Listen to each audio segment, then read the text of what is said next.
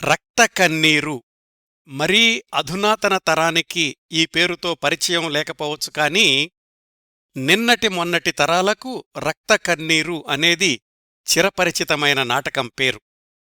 1956 నుంచి సుమారుగా 25 పైగా 1980ల దాకా ఆంధ్రదేశాన్ని ఒక ఊపు ఊపేసిన నాటకం రక్త కన్నీరు.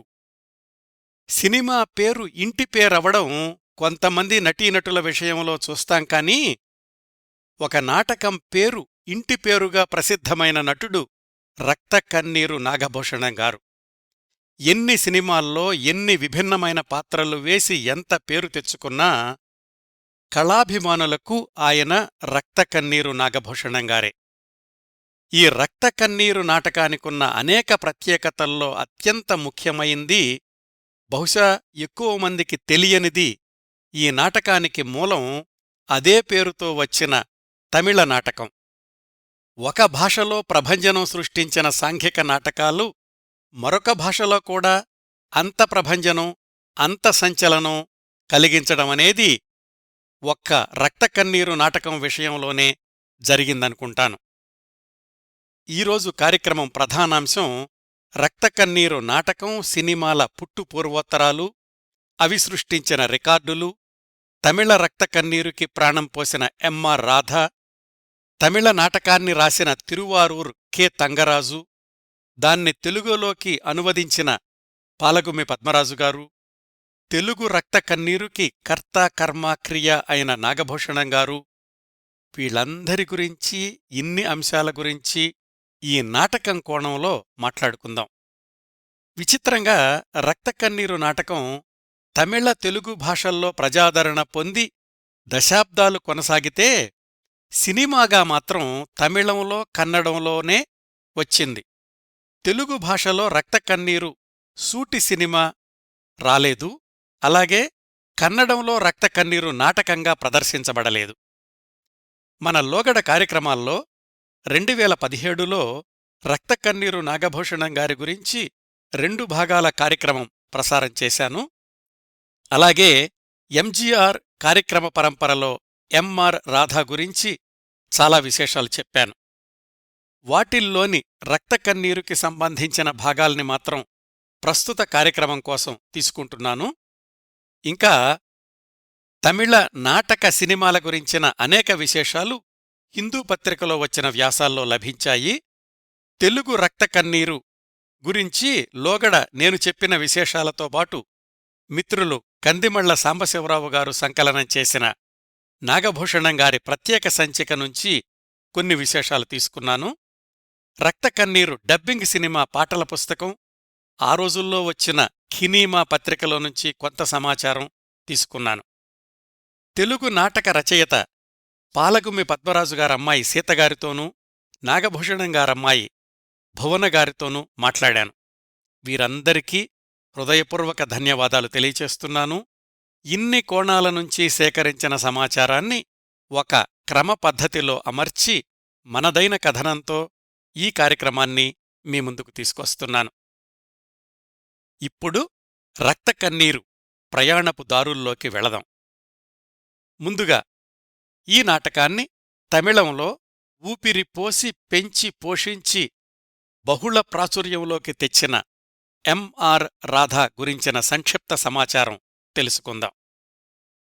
ఎంఆర్ రాధా, ఎంఆర్ఆర్ పూర్తి పేరు మద్రాస్ రాజగోపాలన్ రాధాకృష్ణన్, రాజగోపాల రాధాకృష్ణన్, రాజగోపాలన్ రాధాకృష్ణ, రాజగోపాల రాధాకృష్ణ నాయుడు, రాజగోపాలనాయుడు రాధాకృష్ణన్, ఇలా వివిధ రకాల పేర్లు ప్రచారంలో ఉన్నాయి.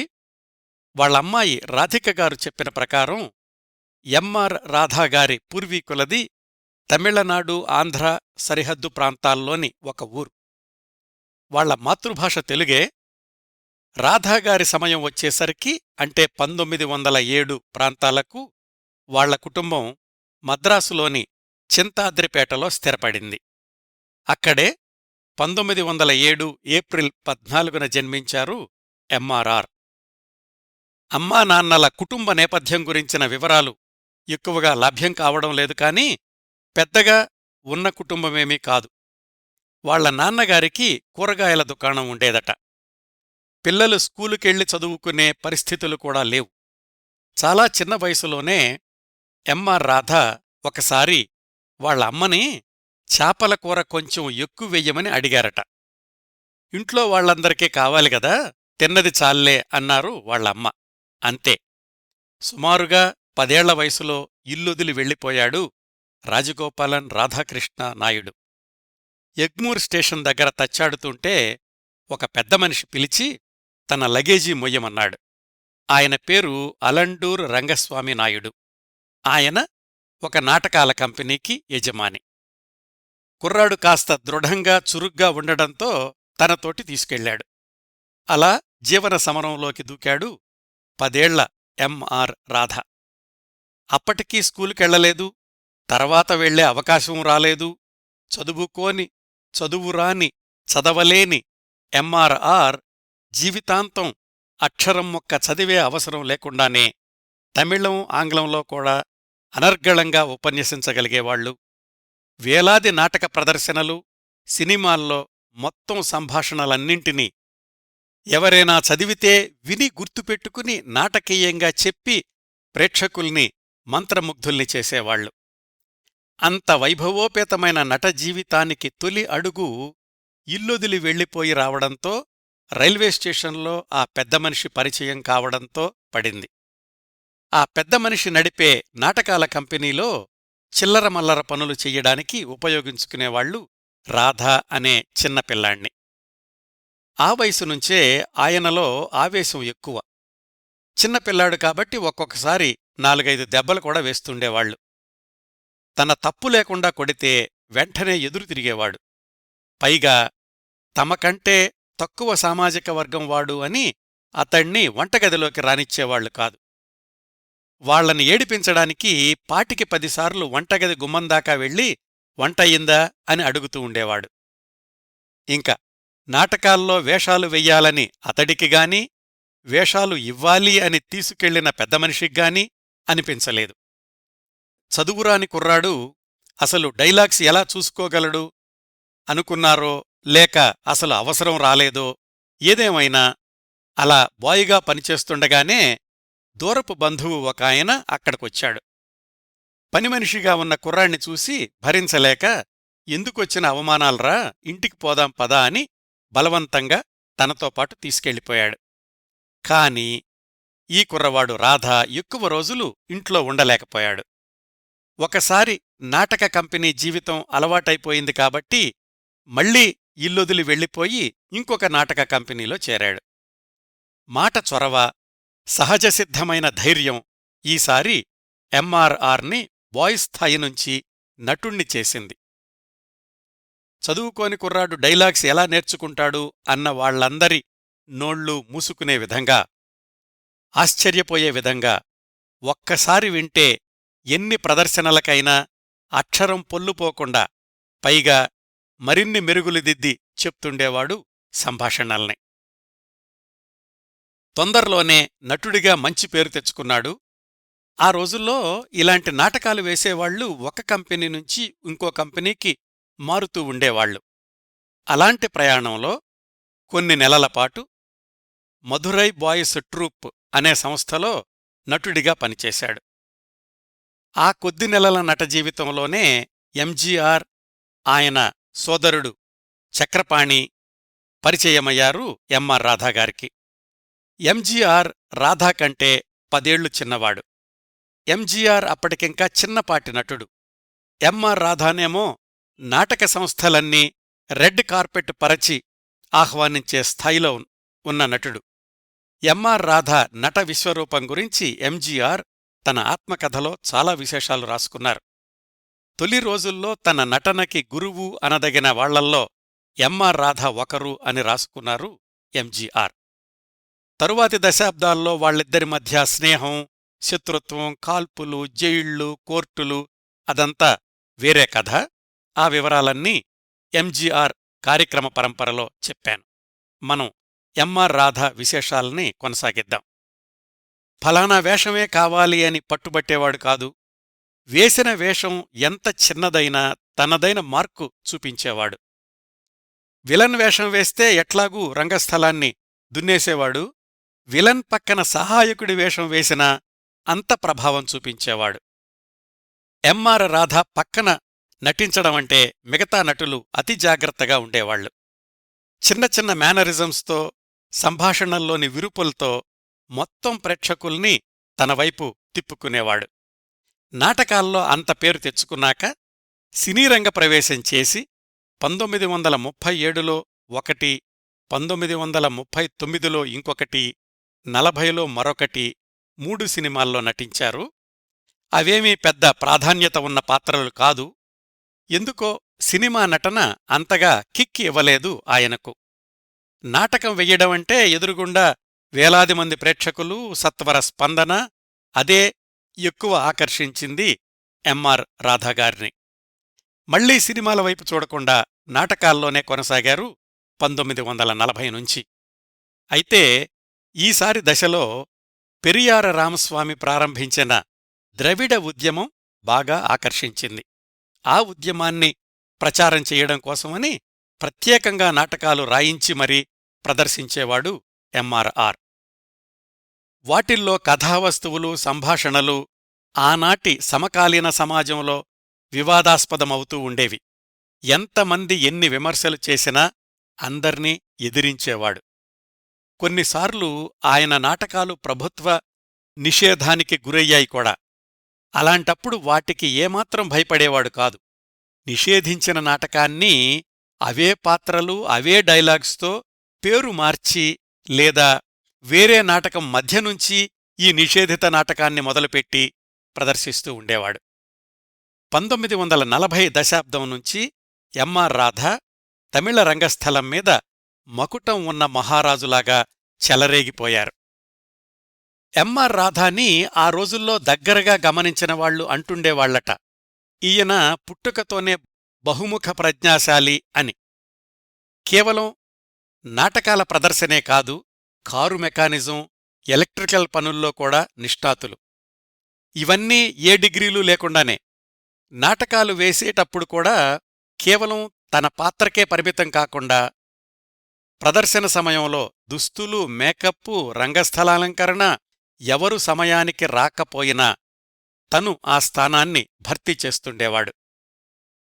ఇట్లా కొనసాగిన ఎంఆర్ రాధాగారి నట జీవితంలో ఆయన నట విశ్వరూపాన్ని రెండింతలు చేసిన నాటకం ఈనాటి మన కార్యక్రమ ప్రధానాంశం రక్త కన్నీరు నాటకం. ఎంఆర్ రాధాగారి విశేషాలకు ఇక్కడ సెమికోలన్ పెట్టి రక్త కన్నీరు నాటకం పుట్టుక గురించి తెలుసుకుందాం. నాటకం పుట్టుక అంటే రచయిత గురించి కదా. రక్త కన్నీరు తమిళంలో రత్త కన్నీర్, రాసింది తిరువారూర్ కె తంగరాజ్. ఆయన నేపథ్యం ఏమిటో తెలుసుకుందాం. ఈ తంగరాజ్ పుట్టింది నాగపట్టణంలో 1927లో. అంటే ఎంఆర్ఆర్ కంటే 20 ఏళ్లు చిన్నవాడు. అంటే రక్త కన్నీరు నాటకం రాసేటప్పటికి తంగరాజు వయసు 22 అంతే. వాళ్ల నాన్న కుళందవేలు. పెరియార్ ద్రవిడ ఉద్యమం వైపు ఆకర్షితుడయ్యాడు ఆ కుళందవేలు. తంగరాజు మాత్రం చిన్నతనంలో చదువుకునే రోజుల్లోనే విభూది పెట్టుకుని క్రమం తప్పకుండా దేవాలయాలకు వెళుతుండేవాడు. బాగా తెలివిగలవాడే కాని కుటుంబ ఆర్థిక పరిస్థితుల దృష్ట్యా హైస్కూలు దశలోనే చదువు మానేయాల్సొచ్చింది. దేవాలయం పక్కనే ఉన్న పూజ సామాగ్రి అమ్మే కొట్లో కొంతకాలం పనిచేశాడు. అక్కడికొచ్చే భక్తులకు దేవుళ్ల ఫోటోలు అలాంటివి అమ్మేటప్పుడు వాటి గురించి వివరంగా చెప్తుండేవాడు. పురాణాలన్నింటినీ ఔపోసన పట్టాడు అనలేం కాని బాగానే అర్థం చేసుకున్నాడు. జీవితంలోని తరువాతి దశలో అవే పురాణాలను విమర్శించడానికి ఈ అవగాహన పనికొచ్చింది అంటుండేవాడు తంగరాజు. ఈ దశ తర్వాత తిరువారూర్లోనే ఒక కంపెనీలో లెక్కలు రాసే గుమస్తాగా చేరాడు. కాంగ్రెస్ పార్టీ మద్దతుదారుడు అన్న కారణంతోటి ఆ కంపెనీలో ఉద్యోగంలో నుంచి తీసేశారు. సింగరాయర్ అనే మిత్రుడి ప్రోద్బలంతో పెరియార్ సమావేశాలకు హాజరవుతూ కొంతకాలానికి తండ్రిలాగే తను కూడా ద్రవిడ ఉద్యమం పట్ల ఆకర్షితుడయ్యాడు. ఇదంతా సుమారుగా 1945, 47 ప్రాంతాల్లో. మళ్లీ మనం ఎంఆర్ రాధా దగ్గరకొద్దాం. 1947-48 సమయానికి ఎంఆర్ఆర్ తమిళ రంగస్థలం మీద సూపర్ స్టార్ స్థాయిలో ఉన్నాడు. ఆయన నాటకాలకు కరుణానిధి స్క్రిప్టు రాస్తుండేవాడు. కరుణానిధి రాసే తుపాకీ తోటాల్లాంటి సంభాషణలు నటుడిగా ఎంఆర్ఆర్ స్థాయిని మరింతగా పెంచాయి. ఎంఆర్ రాధా ప్రదర్శించే నాటకాలు తరచూ వివాదాలకు గురవుతూ ఉండడంతో ఎప్పటికప్పుడు కొత్త నాటకాలు రాయించుకుంటూ ఉండేవాడు. 1948 ప్రాంతాలకు కరుణానిధి సినిమా రంగం వైపు అడుగులు వేయడంతో అప్పుడప్పుడే ద్రవిడ ఉద్యమంలో ఎదుగుతున్న తంగరాజుని తన తరువాతి నాటకం రాయడానికి ఎంపిక చేసుకున్నాడు. ఖచ్చితంగా తెలియడం లేదు కాని తంగరాజు రాసిన తొలి నాటకం ఈ రక్త కన్నీరే అయ్యుండాలి. ఒక బస్సు కంపెనీ యజమాని ఆఫీసులో కూర్చుని రాశాడు రక్త కన్నీరు నాటకాన్ని తంగరాజు. 1948 చివర్లో దాన్ని ప్రాక్టీస్ చేసి 1949 జనవరి 14న తొలి ప్రదర్శన ఇచ్చాడు ఎంఆర్ రాధా. కథా సంవిధానం, సంభాషణలు తమిళ ప్రేక్షకుల్ని విపరీతంగా ఆకర్షించాయి. దానికి తోడు ఎంఆర్ రాధా నటన, ప్రదర్శనా సమయంలో అప్పటికప్పుడు మార్చి చెప్పే సంభాషణలు నాటకానికి విపరీతమైన పేరు తెచ్చిపెట్టాయి. ఈ నాటకం తరువాత వచ్చిన సినిమా, ఆ తరువాత దీని తెలుగు అనువాదం, 50 సంవత్సరాల తర్వాత వచ్చిన కన్నడ చిత్రం, వీటన్నింటి కథ చిన్న చిన్న మార్పులతో స్థూలంగా ఒకటే. అదేంటో క్లుప్తంగా తెలుసుకుందాం. ఈ నాటకంలో ప్రధాన పాత్ర పేరు మోహన సుందరం. బాగా డబ్బులున్నవాడు, డబ్బులతో పాటు సకల అవలక్షణాలు కూడా ఉన్న అబ్బాయి. విదేశాల్లో చదువుకుని వెనక్కి రాగానే భారతదేశాన్ని, తన పరిసరాల్ని అసహ్యించుకుంటూ ఉంటాడు. అందర్నీ చులకనగా, హేళనగా మాట్లాడుతుంటాడు. తాగుడు, వ్యభిచారం ఎక్కువయ్యాయి. పెళ్లి చేస్తేనైనా బాగుపడతాడేమోనని మేనకోడలు చంద్రను ఇచ్చి మోహన్కి పెళ్లి చేస్తుంది తల్లి. కాని ఆమెతో కాపురం చెయ్యకుండా ఉంపుడుగత్తె కాంత ఇంట్లో కాపురం పెడతాడు మోహన్. మిత్రుడు బాలు ఎంత చెప్పినా వినడు. తల్లి చావుక్కూడా కారణమవుతాడు. ఆమె దహన సంస్కారాల రోజు ప్రియురాలి పుట్టినరోజు వేడుకల్లో మునిగి తేలుతుంటాడు. డబ్బులన్నీ లాగేసుకున్నాక కాంత మోహన్ని ఇంట్లోనుంచి పంపేస్తుంది. మోహన్కి కుష్ఠువ్యాధి సోకుతుంది. ఏకాకి అయిన భార్య చంద్రాని మిత్రుడు బాలు ఆదరిస్తూ ఉంటాడు. కుష్ఠువ్యాధితో రోడ్డుమీద పడి భిక్షగాడిగా, గుడ్డివాడిగా మారిన మోహన్ భార్య చంద్ర, మిత్రుడు బాలుల్ని కలుసుకుంటాడు. తన వల్ల జీవితాన్ని ఎండిన మోడు చేసుకున్న చంద్రాకి బాలునే తగిన వ్యక్తి అని వాళ్ళిద్దరినీ కలిపి తను కన్నుమూస్తాడు. తన చివరి కోరికగా, తనలాంటి స్త్రీలోలులకు హెచ్చరికగా తన పోలికతో ఒక కుష్ఠురోగి విగ్రహాన్ని పెట్టించమని అడిగి కన్నుమూస్తాడు. ఇదండి రక్త కన్నీరు తమిళ నాటక, సినిమా, తెలుగు నాటక కథ క్లుప్తంగా. మోహన్గా ఎంఆర్ రాధా సంభాషణల్ని ఒక ప్రదర్శన నుంచి మరొక ప్రదర్శనకి మార్చేస్తుండేవాడు. సమకాలీన సమస్యల మీద, స్థానిక రాజకీయాల మీద వ్యంగ్యాస్త్రాలు సంధిస్తుండేవాడు. తరువాత రోజుల్లో తెలుగులో నాగభూషణం గారు ఈ నాటక ప్రదర్శనలో ఎన్ని ప్రయోగాలు చేశారని చెప్పుకుంటామో అవన్నీ 1950లకే ఎంఆర్ రాధా చేసినవే. నటన, సంభాషణోచ్చారణే కాకుండా నాటక ప్రదర్శనా శైలి కూడా ఎంఆర్ రాధా నుంచే తీసుకున్నారు ఆ తరువాతి రోజుల్లో నాగభూషణం గారు. మొదటి ప్రదర్శన నుంచి అత్యధిక ప్రజాదరణ పొందిన నాటకంగా జైత్రయాత్ర కొనసాగించింది తమిళ రక్త కన్నీర్. తమిళ ప్రాంతాలతో పాటుగా సింగపూర్, మలేసియా, సిలోన్ లాంటి తమిళ జనాభా ఉన్న విదేశాల్లో కూడా ఈ నాటకాన్ని ప్రదర్శించారు ఎంఆర్ఆర్. 5 ఏళ్ల విజయ ప్రస్థానం తర్వాత 1954లో ఈ నాటకాన్ని సినిమాగా రూపొందించాలనే ప్రయత్నాలు మొదలయ్యాయి. ముందుగా ఏవిఎం వాళ్లు నిర్మిద్దామనుకున్నారు. కాని చివరి నిమిషంలో వెనక్కెళ్ళిపోయారు. అప్పటికి 2 ఏళ్ల ముందు శివాజీ గణేశన్తో పరాశక్తి చిత్రాన్ని నిర్మించి ఘన విజయం సాధించిన నేషనల్ పిక్చర్స్ వాళ్లు రక్త కన్నీరు చిత్ర నిర్మాణాన్ని చేపట్టారు. నిర్మాత పెరుమాళ్ మొదలయ్యార్. ఆయనకి చాలామంది సలహా ఇచ్చారు. ఆ ఎంఆర్ రాధాని నువ్వు భరించలేవు, పైగా ఎప్పుడో 2-3 సినిమాల్లో నటించినా వెండితెరకి కొత్తవాడి కిందే లెక్క, అతడితో ప్రయోగం ఎందుకు, శుభ్రంగా నీవల్ల పైకొచ్చిన శివాజీ గణేశన్ ఉన్నాడు కదా, అతడితో రక్తకన్నీరు సినిమా కొనసాగించు అని. ఎవరు ఎన్ని చెప్పినా పెరుమాళ్ల మొదలయార్ వినలేదు. ఏదేమైనా కాని ఎంఆర్ రాధాతోనే నిర్మిద్దాము అనుకున్నాడు. సినిమాల మీద ఏమాత్రం ఆసక్తి లేని ఎంఆర్ఆర్ చాలా షరతులు విధించారు. వాటిల్లో కొన్ని రక్తకన్నీరు నాటక ప్రదర్శనలు ఉన్న రోజుల్లో షూటింగుకి రాడు, పగలు రిహార్సిల్స్ ఉన్న రోజుల్లో రాత్రిపూట మాత్రమే షూటింగు చేస్తాడు. అన్ని షరతులకు ఒప్పుకున్నాడు నిర్మాత పెరుమాళ్ల మొదలయార్. దర్శకద్వయం కృష్ణన్ పంజు మూల నాటకాన్ని వెండితెరకి అవసరమైన మార్పులతో సినిమా స్క్రిప్టు సిద్ధం చేశారు. సంభాషణలు దాదాపు ఒరిజినల్ నాటకానికి తంగరాజ్ రాసినవే. అట్లా 1954 మొదట్లో ప్రారంభమైన రక్తకన్నీరు సినిమాతో సుమారు 15 సంవత్సరాల తర్వాత రెండోసారి ఎంఆర్ రాధా సినీరంగ ప్రవేశం జరిగింది. మోహన్ ప్రేయసి వేశ్య కాంత పాత్ర వెయ్యడానికి ఎవ్వరూ ముందుకు రాలేదు. చివరికి ఎంఎన్ రాజంని ఒప్పించగలిగారు దర్శకద్వయం కృష్ణన్ పంజు. ఎంఆర్ రాధా భార్య పాత్రలో తెలుగు నటి జూనియర్ శ్రీరంజని, స్నేహితుడు బాలు పాత్రలో ఎస్ఎస్ రాజేంద్రన్ నటించారు. సినిమా చివర్లో మోహన్ తన భార్యను మిత్రుడు చంద్రం చేతుల్లో పెట్టడాన్ని ప్రేక్షకులు అంగీకరించరేమోనని కృష్ణన్ పంజులు భయపడ్డారు. ముగింపు మారుద్దాము అని కూడా అన్నారు. ఎంఆర్ రాధా ససేమిరా ఒప్పుకోలేదు. కొన్నాళ్లు షూటింగు కూడా ఆపేయాల్సొచ్చింది.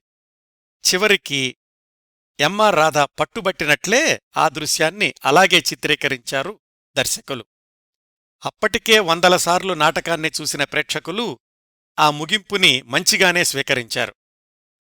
అయితే సినిమా షూటింగు పూర్తయ్యేసరికి ఎంఆర్ రాధాకి ముందు మాట్లాడుకున్న పారితోషికం కంటే 3 రెట్లు ఎక్కువగా ఇవ్వాల్సొచ్చిందట.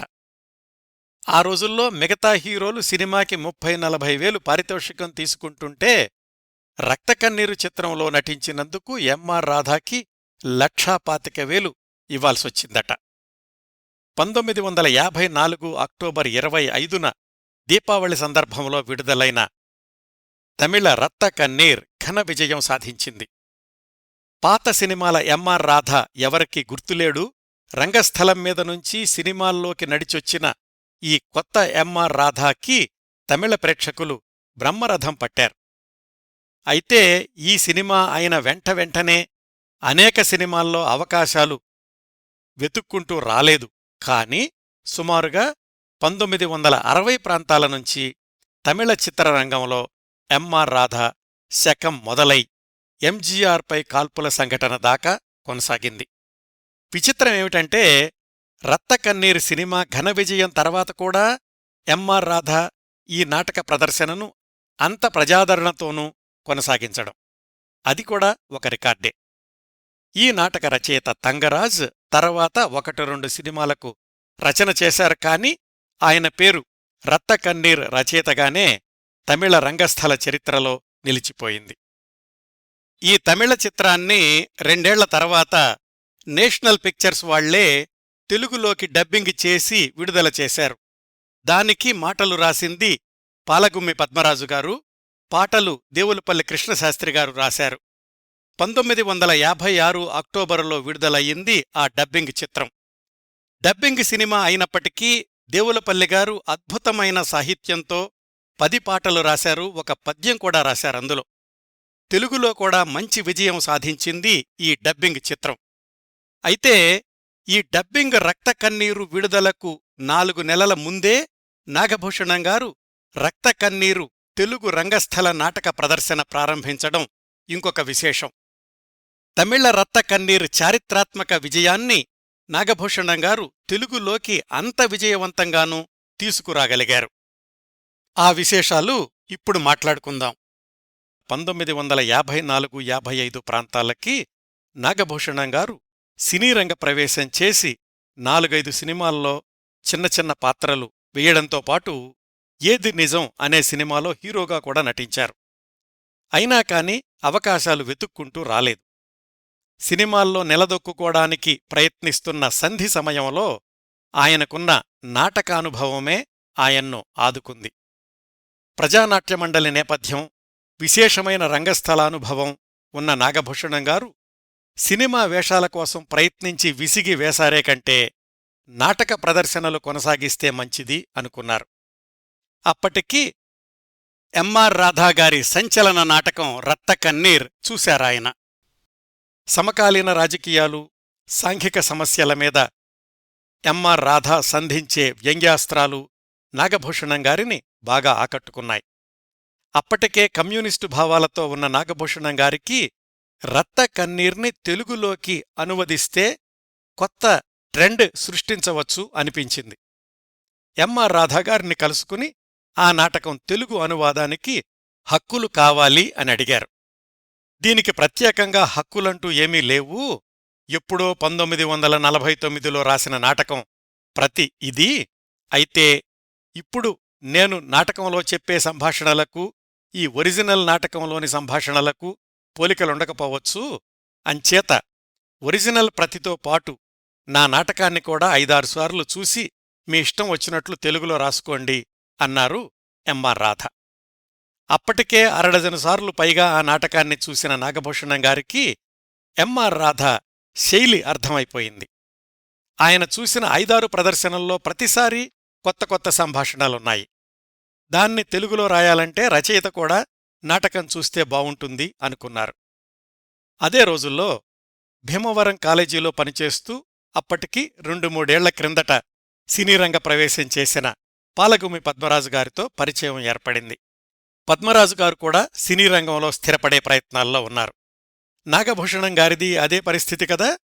ఇద్దరూ కలిసి మరొక 4-5 సార్లు ఎంఆర్ రాధాగారి రక్తకన్నీర్ ప్రదర్శనలు చూసి ఆయన సంభాషణల్ని పేపర్ మీద రాసుకున్నారు.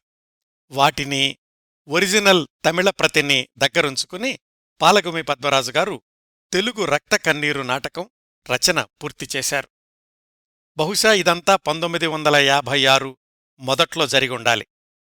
స్క్రిప్టుగా చూస్తే చాలా చిన్న పుస్తకం అనిపిస్తుంది. 13 రంగాలతో ప్రింటులో 40 పేజీలుంటుందంతే. తమిళ నాటకంలోని హీరో పాత్ర పేరు మోహన సుందరం మోహన్ అయితే తెలుగులో అదే పాత్ర గోపాలరావు, గోపాలం, గోపాల్ అయ్యింది. అలాగే తమిళంలోని భార్య పేరు చంద్ర అయితే తెలుగులో అది ఇందిర. తమిళంలో వేశ్య పేరు కాంత అయితే తెలుగులో సుందరి. తమిళంలో మోహన్ మిత్రుడు బాలు, తెలుగులో గోపాల్ మిత్రుడు రమణ. కేవలం కథాసంగ్రహాన్ని, పాత్రల స్వభావాల్ని తీసుకుని పాలగుమి పద్మరాజుగారు తాజా సంభాషణలతో ఒరిజినల్ తెలుగు నాటకమే అన్నట్లుగా రాశారు. ఇంకా ఆ పైన తమిళంలో ఎంఆర్ రాధా చేసినట్లే నాగభూషణం గారు కూడా ఒక ఊరు నుంచి ఇంకొక ఊరికి వెళ్ళినప్పుడు ఆ ప్రాంతాలకి అనుగుణంగా సంభాషణలు మార్చుకోవడం ఎలాగూ కొనసాగిందనుకోండి. స్క్రిప్టు సిద్ధమయ్యాక ఇతర తారాగణాన్ని ఎంపిక చేసుకునే క్రమంలో సుందరి పాత్ర కోసం అప్పటికే 10 సంవత్సరాలుగా సినీరంగంలో కొనసాగుతున్న సీతగారిని సంప్రదించారు. ఆ సమయానికి అంటే 1956 మొదట్లో సీతగారు తనని పెంచుకున్న తమిళ సినీ ప్రముఖుడు రాజా శాండో గారింట్లో ఉండేవాళ్లు. అప్పటికీ ఆయన దివంగతులయ్యారనుకోండి. ఆయన భార్య సీతగారి సమీప బంధువు లీలాబాయి గారు ఉండేవాళ్లు ఆ ఇంట్లో. సీతగారు అప్పటికే సినిమా షూటింగులతో బిజీగా ఉండేవాళ్లు కాబట్టి రిహార్సల్స్ తమ ఇంటి వద్దనే జరగాలి అని షరతు పెట్టారు. ఆ రోజుల్లో మద్రాసులో ఎన్ని అంతస్తుల బిల్డింగులున్నా పైన టెర్రేస్ మీద ఒక పూరిపాక ఉండడం అలవాటుగా ఉండేదట. సీతగారి 3 అంతస్తుల భవనం పైన ఉన్న పూరింట్లో రక్తకన్నీరు తెలుగు నాటక మొదటి ప్రదర్శన రిహార్సల్స్ జరిగాయి. మొట్టమొదటి ప్రదర్శనలోని ఇతర నటీనటుల వివరాలు లభ్యం కావడం లేదు కానీ తన సొంత గడ్డ అయిన నెల్లూరులో 1956 జులై 14, 15 తేదీల్లో మొదటి ప్రయత్నంలోనే వరుసగా 2 రోజులు ప్రదర్శించారు. అది కూడా టిక్కెట్టు నాటకం. మొదటిసారి కొత్త నాటక ప్రదర్శన కాబట్టి టిక్కెట్లు బలవంతంగా అంటగట్టాల్సొచ్చింది. అయినా కాని 2 రోజుల వరస ప్రదర్శనలకు అవసరమైన టిక్కెట్లు అమ్మగలిగారు. ఆ 2 రోజుల ప్రదర్శనలో పాల్గొన్న నటీనట బృందం అరుదైన చిత్రం సంపాదించగలిగాను. యూట్యూబ్ వీడియోలో చూపిస్తున్నాను. ఈ చిత్రం ప్రకారం తొలి ప్రదర్శనకు ఈ నాటకం పేరు రక్తాశ్రువులు అని పెట్టారు. బహుశా తరువాతి ప్రదర్శనల్లో దాన్ని తమిళ నాటకం పేరులాగానే రక్తకన్నీరుగా మార్చుంటారు. ఇప్పుడు నేను చూపించే చిత్రంలో సీతగారిని కూడా స్పష్టంగా గుర్తుపట్టొచ్చు. ఈ నాటకంలోని కొత్తదనాన్ని, నాగభూషణం గారి కొత్త శైలిని అర్థం చేసుకుని ప్రేక్షకులు పోటెత్తడానికి 5-6 ప్రదర్శనల సమయం పట్టింది. ఒకసారి వేగం అందుకున్నాక సుమారు 25 ఏళ్లు పైగా రక్తకన్నీరు నాటక ప్రదర్శన అప్రతిహతంగా కొనసాగింది. ఆ 25 ఏళ్లలో సుమారుగా 5400 వరకు ప్రదర్శనలిచ్చి ఉంటారు అని ఒక అంచనా. చివరి ప్రదర్శన 1982 అని కొన్ని చోట్ల రాశారు. కానీ తెలుగుదేశం అధికారంలోకి వచ్చాక కూడా ఈ నాటక ప్రదర్శనని 1984, 85 ప్రాంతాల్లో నేను స్వయంగా చూశాను. అందుకే 25 ఏళ్లు పైగా ప్రదర్శించబడింది అన్నాను. ఇంకా నాగభూషణం గారు కొనసాగించిన రక్త కన్నీరు జైత్రయాత్రలో అనేక విశేషాలున్నాయి. ఆ రోజుల్లో ఈ నాటక ప్రదర్శనలో పాల్గొన్న ఎవరినైనా సంప్రదిస్తే నాగభూషణం గారు ఈ నాటక ప్రదర్శనను నిర్వహించిన, కొనసాగించిన వైనం గురించి ఒక సిద్ధాంత గ్రంథం, రీసెర్చ్ బుక్ రాయొచ్చండి. 1956లో మొదటి నాటక ప్రదర్శన సమయానికి రక్తకన్నీరు డబ్బింగ్ సినిమా ఇంకా విడుదల కాలేదు. ఆ సినిమాలోని ఎంఆర్ రాధా పాత్రకు తెలుగులో నాగభూషణం గారే డబ్బింగ్ చెప్పారు అని కొన్ని చోట్ల రాశారు. కానీ తెలుగు వర్షన్ సినిమా లభ్యం కాకపోవడంతో ఆయన డబ్బింగ్ చెప్పిన విషయం నిర్ధారణగా చెప్పలేకపోతున్నాం. ఆ విషయం అలా ఉంచితే, నాగభూషణం గారికి సినిమాల్లో వేషాలు సరిగా రాని రోజుల్లో కదా ఈ నాటక ప్రదర్శన ప్రారంభించింది. ఇది మొదలైన మరొక 4-5 సంవత్సరాల వరకు కూడా ఆయనకు సినిమాల్లో వేషాలు చెదురుమదురుగా లభించాయంతే. 1960 తర్వాత నాగభూషణం గారి సినిమా జీవితం వేగం అందుకుంది. అటు తమిళంలో ఎంఆర్ రాధా గారిది కూడా ఇంచుమించు అదే పరిస్థితి. 1954లో విడుదలైన రక్తకన్నీర్ చిత్రం ప్రజాదరణ పొందినా ఎంఆర్ రాధా గారి సినీ జీవితం కూడా 1960 తర్వాతే వేగం అందుకుంది. అంటే 1956-60ల మధ్యలో అటు తమిళనాడులో ఎంఆర్ రాధా రక్తకన్నీర్ తమిళ నాటకం రికార్డుల సృష్టి కొనసాగితే, ఇటు ఆంధ్రప్రదేశ్లో నాగభూషణం గారి తెలుగు రక్తకన్నీర్ రికార్డులు సృష్టించడం మొదలుపెట్టింది. 1960 తర్వాత వేగం పుంజుకున్న ఇద్దరి వెండితెర జీవితాల్లోనూ ఇద్దరూ ఇంచుమించు సరిపోలిన పాత్రలు ధరించి పేరు తెచ్చుకోవడం గమనార్హం. నాగభూషణం గారిని తారాపథానికి చేర్చిన మంచి మనసుల్లోని పాత్రకు మూలం తమిళంలో ఎంఆర్ రాధా పోషించిన అదే పాత్ర. తొలి రోజుల్లో నాగభూషణం గారు 2-3 సినిమాల్లో ఎంఆర్ రాధా గారిని అనుకరించినా తర్వాత తన సొంత బాణీని సృష్టించుకుని తెలుగు తెరమీద పోటీలేని విలక్షణ నటుడిగా కొనసాగారు. మళ్ళీ మనం రక్తకన్నీరు నాటకం విషయానికొద్దాం. ఒకసారి ప్రజాదరణ ప్రారంభమయ్యాక నాగభూషణం గారు రక్తకన్నీరు సంభాషణల విషయంలోనే కాకుండా ప్రదర్శనల విషయంలో కూడా అనేక విజయవంతమైన ప్రయోగాలు చేశారు. ప్రదర్శనలో సెట్టింగ్సు సురభీవారి స్థాయిలో ఉండేవి. విమానం, రైలు, వీధులు, ఉరుములు, మెరుపులు ఇలాంటి వాటిని తెర వెనుక నుంచి బ్యాక్ ప్రొజెక్షన్ చేసి ఆ ఎఫెక్ట్సు తెప్పిస్తుండేవాళ్లు. సాంఘిక నాటకాల్లో పాటలు కొత్త కాకపోయినా యుగళ గీతాలతో పాటు కొన్ని ప్రదర్శనల్లో యక్షగానాన్ని కూడా చేర్చారట. ఎక్కువ ప్రదర్శనలకు సి. మోహన్ దాస్ అనే కళాకారుడు హార్మోనిస్టుగా, విల్సన్, కె.జి. పాండురంగ, శారదారెడ్డి గాయనీ గాయకులుగా పనిచేసేవాళ్లు. సహజంగానే 25 ఏళ్లు పైగా కొనసాగిన ప్రదర్శనలు కాబట్టి ఈ నేపథ్య కళాకారులు కూడా చాలామంది మారుతూ ఉండి ఉంటారు. 25 ఏళ్ల ప్రస్థానంలోని రక్తకన్నీరు నాటకం నటీనటుల విషయానికొస్తే, మొదటి ప్రదర్శన నుంచి చివరి ప్రదర్శన దాకా మారని పాత్ర గోపాల్, ఆ పాత్రలో నటించిన నాగభూషణంగారు. మొట్టమొదటి ప్రదర్శనలో సుందరి పాత్రలో నటించిన సీతగారు ఆ సంవత్సరమే నాగభూషణంగారి జీవిత భాగస్వామిని కూడా అయ్యారు. ఆమె ఆ సుందరీ పాత్రను 1970 దాకా, అంటే సుమారు 14 సంవత్సరాలు కొనసాగించారు. 1970 తర్వాత కొత్త తరం నటీమణులకు సీతగారే శిక్షణ ఇస్తుండేవాళ్లు. ఆ తరువాత నాటక నిర్వహణ బాధ్యతలు కూడా సీతగారే చూస్తుండేవాళ్లు. ఇంకా గోపాల్ భార్య ఇందిర పాత్రలో నటించి తరువాతి రోజుల్లో ప్రముఖ సినిమా తారలైన వాళ్లు వాణిశ్రీ, శారద మొదలైనవారు. డబ్బింగ్ జానకి, భీష్మ సుజాత, రేవతి, మీనాకుమారి, జూనియర్ భానుమతి, తెలంగాణ శకుంతల, ప్రతిమ మొదలైన నటీమణులందరికీ రక్తకన్నీరు నాటక ప్రదర్శనలే వారి నట జీవితాలకు సోపానాలయ్యాయి. నాటక ప్రదర్శనలో సాంకేతిక నిపుణులు, తారాగణం అంతా కలిసి సుమారుగా 60-70 మంది ఉండేవాళ్లు. క్యారవాన్లు లేని ఆ రోజుల్లో వీళ్లందరి కోసం, సెట్స్ కోసం ప్రత్యేకంగా 2-3 బస్సులుండేవి. ఒక ఊరి నుంచి ఇంకో ఊరికి వెళ్లేటప్పుడు ఆ బస్సులు ముందు వెళుతుంటే వెనక కారులో నాగభూషణంగారు, సీతగారు, ఒక్కొక్కసారి వాళ్ల పిల్లలు వెళ్తుండేవాళ్లు.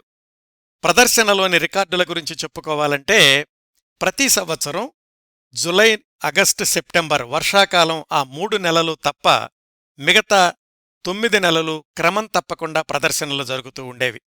ఆయన సినిమాల్లో తీరికలేని నటుడుగా ఉంటూ కూడా ప్రతి నెల మొదటి వారాన్ని కేవలం రక్తకన్నీరు నాటక ప్రదర్శనకే కేటాయిస్తుండేవాళ్లు. ఆయన సినిమా కాల్షీట్స్ కూడా ఆ విధంగానే ఏర్పాటు చేసుకుంటూ ఉండేవాళ్లు. ఆ రోజుల్లో నాగభూషణం ఉన్నాడా అని చూసి మరీ ప్రేక్షకులు సినిమాలకు వెళ్తుండేవాళ్లు కాబట్టి నిర్మాతలు కూడా నాగభూషణంగారి షరతులకు లోబడే ఆయన కాల్షీట్స్ తీసుకుంటుండేవాళ్లు. ఒకే రోజు 2 ప్రదర్శనలు, వరుసగా 2 వారాలపాటు ప్రదర్శనలు, ఇవి రక్తకన్నీరు నాటక ప్రదర్శనలో కొన్ని రికార్డులు. కేవలం ఈ నాటక ప్రదర్శనల మీదే ఆధారపడి ఏ సమయంలోనైనా 30-40 కుటుంబాలు జీవిస్తుండేవి.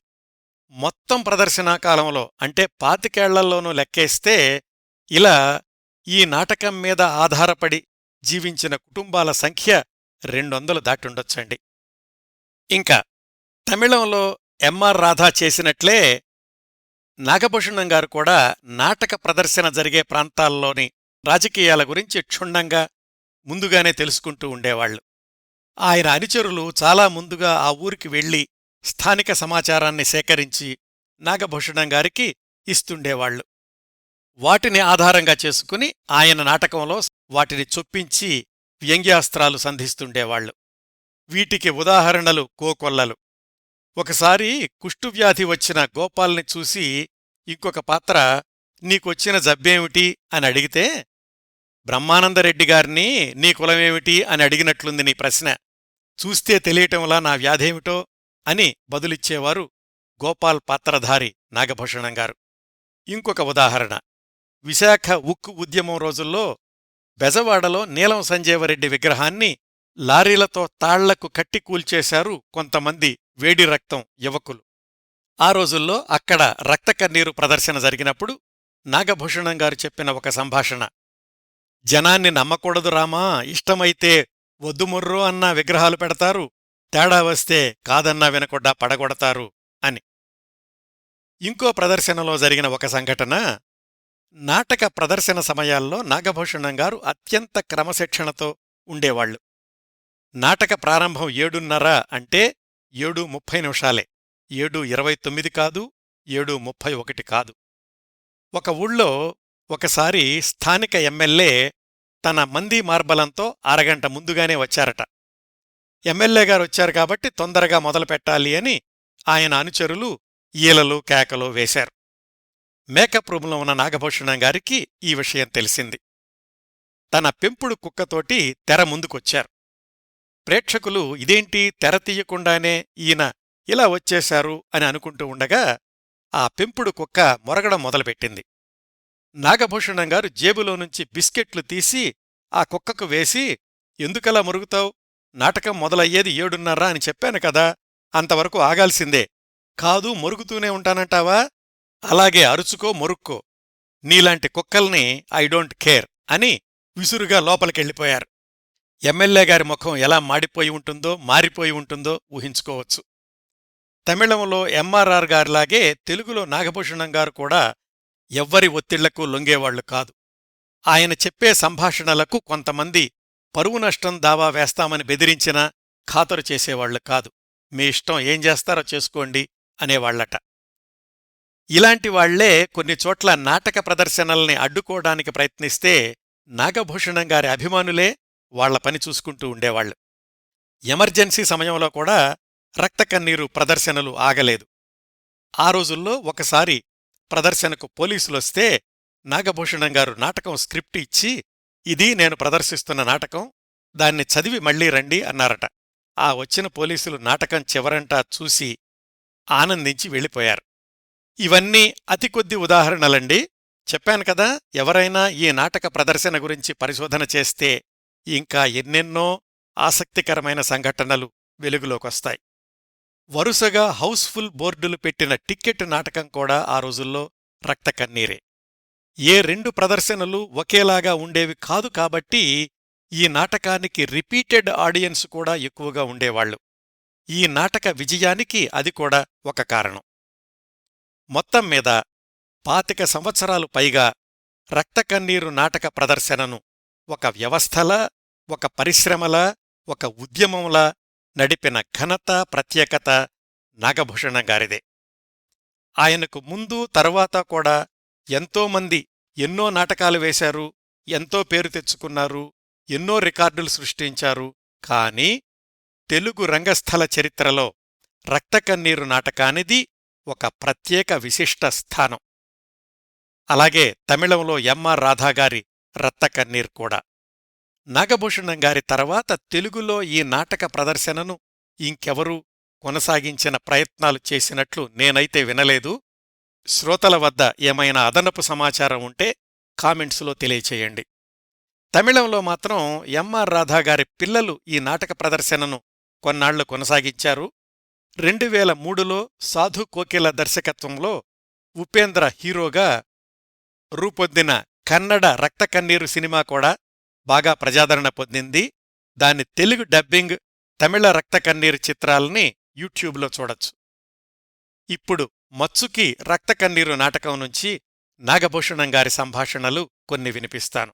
సోదర సోదరీమణులారా, నేను మీకు కథలు చెప్పి మెప్పించాలని కానే, మెప్పు పొందాలని కానే ఈ సభకు రాలేదు. వచ్చిన కారణమేమిటంటే, ఇక్కడ నాకు స్వాగతమిచ్చి గౌరవించడానికి నా తాహతుకు తగ్గ ధనవంతులు, భాగ్యవంతులు, నాగరికత తెలిసిన సంస్కారులందరూ నా కోసం ఎదురు తెన్నులు చూస్తూ ఉంటారనుకుని వచ్చి చూస్తే ఇక్కడంతా కూలీ వాళ్ల సమూహం అని తెలుసుకుని మోసపోయారని గ్రహించాను.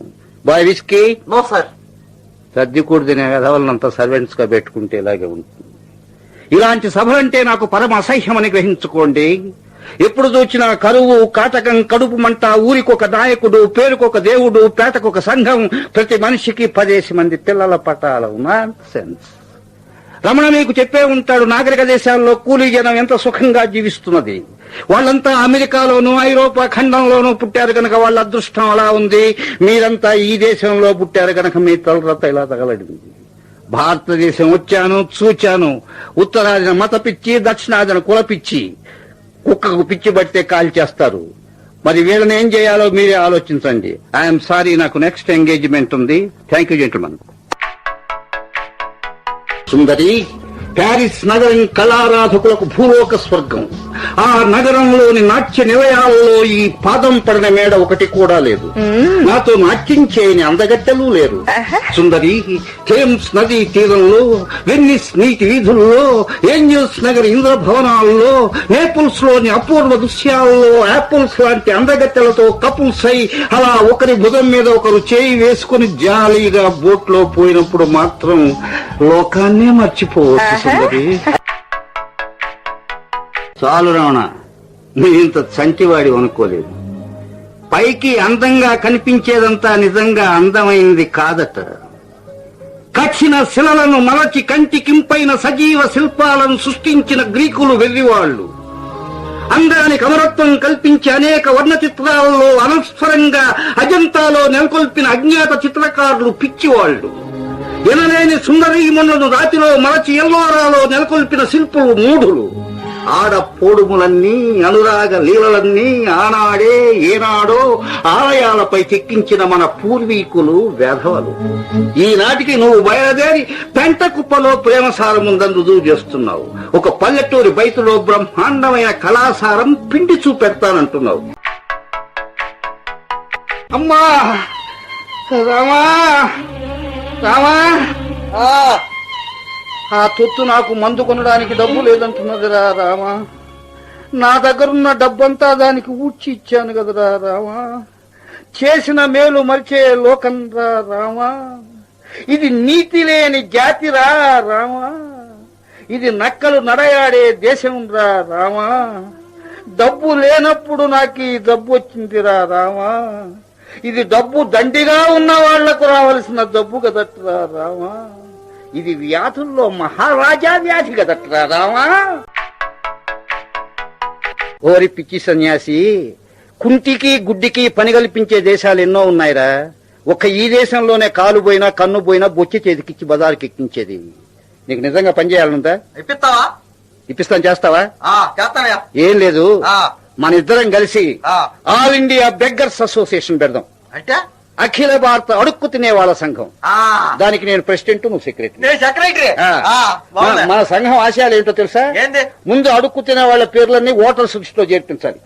ఎందుకంటే మనకు అడ్రస్లు లేవు కనుక ఇంతకాలం మనం పేర్లు లేవు అందరూ.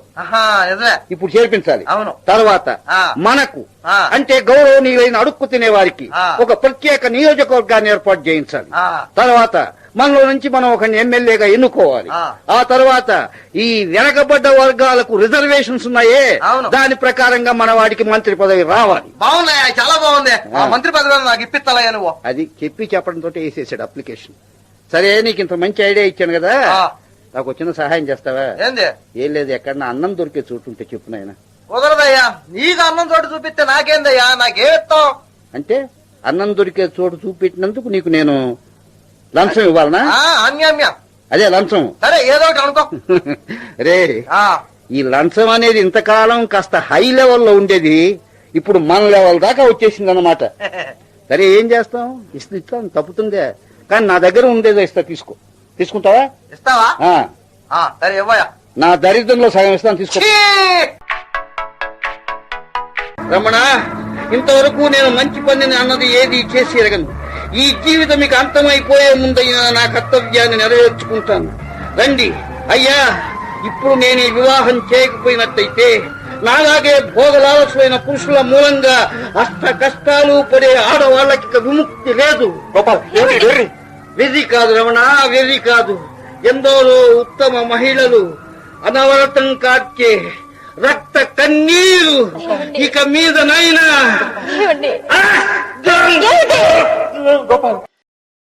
ఈ కార్యక్రమాన్ని ముగించబోయే ముందు రక్త కన్నీరు నాగభూషణం గారి అమ్మాయి భువనేశ్వరి గారు పంపించిన సందేశాన్ని వినిపిస్తాను. విజయవాడ నుంచి స్టార్ట్ అయ్యి ఫస్ట్ ఏ ఊర్లో వేయాలనుకుంటున్నారో ఆ ఊరికి రీచ్ అయ్యేవారు. సాయంత్రం 4 గంటల నుంచి వీళ్ళు స్టేజ్ వేయడం మొదలు పెట్టేవారండి. ఎక్కడికక్కడ అప్పటికప్పుడు వేసిన స్టేజ్ అనమాట. అంత కర్రలు వాటితో పెట్టి ఒక దగ్గర ఒక 4 feet హైట్కి ఉండేది స్టేజు. తర్వాత దాన్ని ఆనుకొని ఒక తడికెలే కదా, అప్పుడంతా తడికెలతోనే కట్టేసిన చిన్న మేకప్ రూము. ఈ స్టేజ్ ఎక్కడానికి టెంపరీ మెట్లు కట్టేవాళ్ళు. మా అమ్మగారు కానీ ఆర్టిస్టులు కానీ చాలా మంది దాని మీద స్లిప్ అవుతూ ఉండేది. కానీ స్లిప్ అయినా సరే, పడ్డా సరే, దెబ్బలు తగిలినా సరే స్టేజ్ ఎక్కేయడం, డైలాగ్ టైంకి స్టేజ్ మీద ఉండిపోవాలన్నమాట. ఆ తర్వాత డ్రామా వచ్చి రాత్రి 10:30-11 మొదలెట్టేవారండి. 10-11 అప్పుడు మొదలెట్టేవారు. లేట్ నైట్ మొదలెడితే త్రూ అవుట్ నైట్ నడిచేది. తెల్లారుగా ఉన్న 3.5 hours ఎంతో డ్రామా అది. మార్నింగ్ 3:30-4 కల్లా అయిపోయేది డ్రామా. అయిపోయిన తర్వాత ఆటకం అయిన వెంటనే అక్కడి నుంచి బయలుదేరిపోయేవారు. బయలుదేరి నెక్స్ట్ ఏ ఊర్లో అయితే ప్రదర్శన ఇవ్వాలనుకుంటున్నారో అక్కడికి స్టార్ట్ అయ్యి వెళ్ళిపోతారు. వెళ్ళిపోయి అక్కడికెళ్ళేటప్పటికి మళ్ళీ ఆ ఊరు ఏదో ఆల్మోస్ట్ అక్కడ తిరిగి ఆ ఊర్లో చేరేటప్పటికి తెల్లారి గట్ల 10 ఐ మీన్ మార్నింగ్ 10, 11కి అలాగా ఎళ్ళేవాళ్ళు. వెళ్ళిన తర్వాత భోజనాలు, గీజనాలు చేసుకొని ఫ్రెష్ అయ్యి పడుకొని ఇంకప్పుడు పడుకునేవారనమాట భోజనం తర్వాత. పడుకున్న తర్వాత మళ్ళీ సాయంత్రం మళ్ళీ అందరూ రెడీ అయిపోయి రావాల్సింది. ఈ లోపు ఏంటంటే ఇప్పుడు ఈ ఊరు నుంచి ఆ ఊరు వెళ్ళిన తర్వాత నాన్నగారు అక్కడికి వెళ్ళిన తర్వాత ఆ రూమ్ అప్పుడు హోటల్ రూమ్స్ అవన్నీ చాలా తక్కువలెండి. గెస్ట్ హౌసులు, గవర్నమెంట్ గెస్ట్ హౌసులు లేదంటే ఆ ఊరు కరణం గారో, సర్పంచ్ గారో ఎవరో ఉంటారు కదండీ! వాళ్ళ ఇళ్లల్లో ఇవ్వడం. అలా అకామిడేషన్ అంతా అలాగా అందరికీ ఆహ్, బాగా చూసుకునేవారండి. చాలా బాగా చూసుకునేవారు జనాలు. ఎంత ప్రేమగా ఉండేవారో.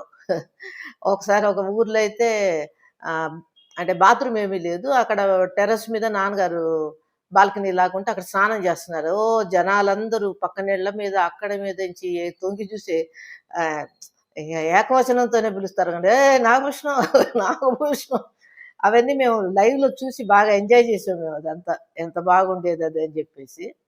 ఆయన డ్రామా ప్లే చేసినన్ని సంవత్సరాలు అసలు ఎక్కడ ఎటువంటి ఇవి జరగకుండా అన్ని సిస్టమాటిక్‌గా అనమాట. ఈ టైంకి బయలుదేరడం అంటే కొంచెం ఒక ఒక అరగంట గంట అటు ఇటు తేడా వచ్చినా సరే అన్నీ పర్ఫెక్ట్‌గా జరిగిపోవాలి ఆయనకి. ఆ పర్ఫెక్షన్ చాలా చూసుకునేవారు. అది అందరికీ చూసేవారు. ఈ వారం రోజులు ఈ నాటకాన్ని ప్రదర్శించడానికి చేసిన వాళ్ళు అరేంజ్ చేసిన అరేంజ్‌మెంట్స్ నాన్నగారికి ఎక్కువ ఇంపార్టెన్స్ ఇచ్చి, ఎంత చేసి, ఎంత కంఫర్ట్‌గా నాన్నగారిని చూసుకుంటారో, అదే విధంగా మిగతా అందరికి గూడా కరెక్ట్‌గా అన్ని సమకూరినియా? లేవా? అందరికి ఉండడానికి అకామిడేషన్ గాని, భోజనాలు గాని, లేతే వాళ్ళ వసతులు గాని అన్నీ ఉన్నాయా? లేదా? అనేది అమ్మ అన్నీ ఫాలో అప్ చేసుకునేవారు. అప్పుడప్పుడు ఏంటంటే ఒక బెనిఫిట్ షో వేసేవారండి నాన్నగారు. బెనిఫిట్ షో వేసి, ఆ డబ్బుల్ని నాన్నగారును, అమ్మమ్మ వీళ్ళు తీసుకోకుండా మొత్తం ఉన్న ఆర్టిస్టులకి, టెక్నీషియన్స్‌కి, మ్యూజిషియన్స్‌కి వాళ్ళకందరికీ ఈక్వల్‌గా పంచేసేవారండి. డ్రామాని లైవ్‌లో కూర్చొని అంత రాత్రైనా సరే, ఎంత లేట్ అయినా సరే కూర్చొని చూసేదాన్ని నేను. ఆ ఎఫెక్ట్స్ అవన్నీ గూడా నాకు బాగా గుర్తున్నాయి. అవన్నీ వేసినవన్నీ ఎఫెక్ట్స్ అవన్నీ గుర్తున్నాయి. ఒక్కసారి ఏమైందంటే అండి, ఫస్ట్ టైమ్ ఫుల్ ఫుల్ నాటకాన్ని నేను ఫస్ట్ టైము స్టేజ్ దగ్గర ముందు ఆ మ్యూజిషియన్స్ అందరూ స్టేజ్ కింద కూర్చొని ఉంటారు కదండీ! హార్మోనియం అవన్నీ పెట్టుకొని వాళ్ళ దగ్గరే కూర్చునేదాన్ని. వాళ్ళ దగ్గర కూర్చొని స్టేజ్ మీద చూస్తూ ఉన్నాను. డ్రామా నడుస్తుంది. ఇంటర్వెల్ అయిపోయింది. ఇంటర్వెల్‌కి ముందు ఈయనకి లెప్రసీ అని చెప్పి డాక్టర్ చెప్పేసి ఎళ్ళిపోతారు. ఇంటర్వెల్ తర్వాత స్టేజ్ మీద లైట్స్ అన్నీ ఆఫ్ అయ్యి ఉంటాయి. ఒక రెడ్ లైట్, స్పాట్ లైట్ ఉంటది. అక్కడ నాన్నగారు చైర్‌లో అటు తిరిగి కూర్చొనుంటారు. ఆడియన్స్ వైపు వీపు పెట్టి అటు తిరిగి కూర్చొనుంటారు. ప్రేక్షకులకు వీపు అనమాట. ఆయన అటు తిరిగి కూర్చొనుంటారు. కూర్చొనుండి సుందరి, సుందరి అని పిలిస్తే మా అమ్మగారు వస్తారు. వచ్చి "ఏంటి 24 గంటలు సుందరి, సుందరి అని పిలుస్తావు?" అది ఇది అని విసుక్కుంటారమ్మ. విసుక్కోంగానే "చూడు నా మొహం చూడు" అని చెప్పి చైర్‌లోంచి ఇలా టక్కని తిరుగుతారండి. తిరిగేటప్పటికి నేనైతే ఆ మేకప్పు అది చూసి గట్టిగా అరిచేసి ఏడ్చుకుంటూ మేకప్ రూమ్‌లోకెళ్ళిపోయాను.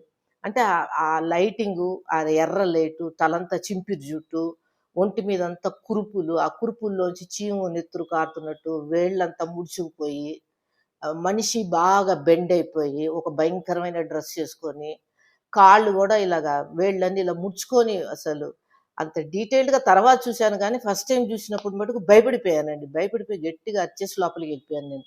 మేకప్ రూమ్‌లోకెళ్ళిపోయి నాన్నగారికి "ఏమైంది? ఏమైంది?" అని ఏడుస్తూ కూర్చున్నాను. ఆ డైలాగ్ జెప్పి మా అమ్మగారు తర్వాత కిందకి దిగి వచ్చేస్తారు. వచ్చేసి మా అమ్మగారు ఎంతసేపు అనునయించారో, "ఏమీ లేదు, ఏమీ లేదు, ఏమీ లేదు" అని చెప్పినా గూడా నాకు ఆ భయం పోలేదండి. ఇగ ఆ తర్వాత చాలా సార్లు వెళ్ళినప్పుడల్లా డ్రామా చూసేదాన్ని గానీ, ఇంటర్వెల్ అవ్వంగానే అక్కడికెళ్ళి కూర్చునేదాన్ని కాదు. ఇంటర్వెల్ అవ్వంగానే మేకప్ రూమ్‌లోకొచ్చేసేదాన్ని. తెలుసు అది డ్రామా అని తెలుసు. అది నాన్నగారు యాక్ట్ చేస్తున్నారని తెలుసు.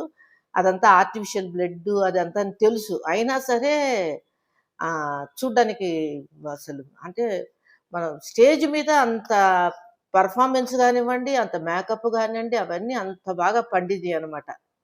నాకు మటుకు భయమేసిపోయింది. ఫస్ట్ ఫస్ట్ మా నాన్నగారిని చూడగానే ఏమైపోయింది మా నాన్నగారికని భయమేసిపోయింది. తర్వాత, తర్వాత ఎన్ని షోస్ చూసినా ఆ ఒక్క సీన్ మటుకు చూసేదాన్ని కాదు. ధన్యవాదాలు భువనేశ్వరి గారు. మీరు అందించిన సమాచారం ఈ కార్యక్రమ సాధికారతకు ఎంతగానో ఉపయోగపడింది. శ్రోతలారా, ఇవండి రక్త కన్నీరు నాటకం తమిళనాడులో పుట్టిన దగ్గర్నుంచి తెలుగునాట సంచలనం సృష్టించే వరకు నేను సేకరించగలిగినన్ని కొన్ని విశేషాలు. ఈ ఎపిసోడ్ని ఇంతటితో ముగిస్తానండి. ఈ కార్యక్రమాలను ఆదరించి అభిమానిస్తున్న శ్రోతలందరకు హృదయపూర్వకంగా ధన్యవాదాలు తెలియచేస్తున్నాను. వచ్చే వారం మరొక మంచి కార్యక్రమంతో కలుసుకుందాం. అంతవరకు నవ్వుతూ ఉండండి. మీ నవ్వులు 10 మందికి పంచండి. ప్రస్తుతానికి మీ వద్ద సెలవు తీసుకుంటోంది సదా మీ ఆదరాభిమానాలను కోరుకునే మీ కిరణ్ ప్రభ.